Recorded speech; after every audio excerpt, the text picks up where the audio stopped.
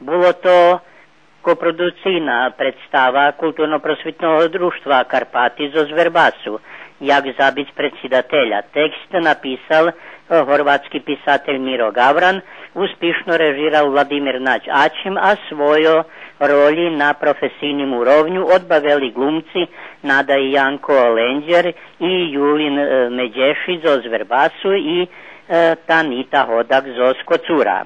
Premijera predstavi була отримана у рамікого označovanja 60 rokov tvorčosti glumca i režisera Janka Lenđera, a було to jej pijate vyvodzenje, co len potvrzelo kvalitet i ubavenost. Verbaska predstava na Međunarodnim festivalu була 19. po šore i na najkraši sposob predstavila dramsku tvorčost našej nacionalnej zajednici u Srbiji.